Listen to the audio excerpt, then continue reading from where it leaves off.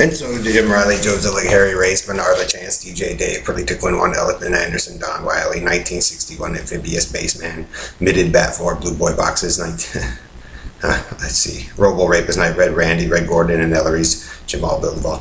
So Perlit, if you really believe that it all belonged to Steve Jones, or Don Wiley, or Karen, you know who else, or Joe Zillig, the supermassive child rapist, kidnapper, dumbfuck of truck driving, they let you, Karen, Country and Western, and All American.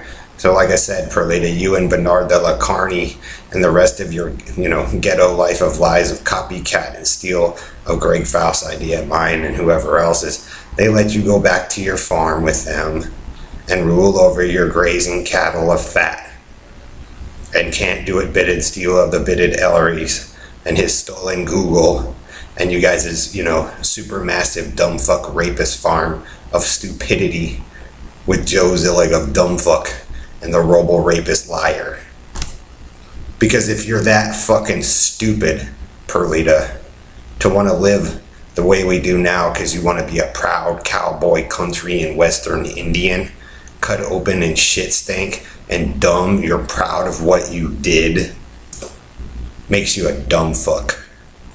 Because it means he runs a cattle, or basically a breeding farm of fat cattle so they can rape people. Poke, poke, poke, poke. That's how fucking dumb Red Randy and that family is. They've stolen that much.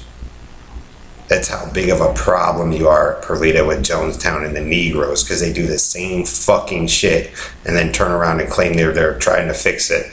But so if you're Baldy Negro and Elton and then want to claim to be the leaders, or Greg Faust with your Oyster Cracker Man and Tilla Man, and you guys want to act and play, they can go ahead. But I think the rest of the world has another idea of who's the dumb fucks. And the group of you will be humiliated quite some time for coming out here and, screwing up shit without knowing what you're talking about with Bernard and his supposed war story with David about how they were the once leaders of Zion. But really, he's just a nutty, kooky little carny with Karen fucking up everybody's shit and making them sick. Like the dumb fuck he always fucking was.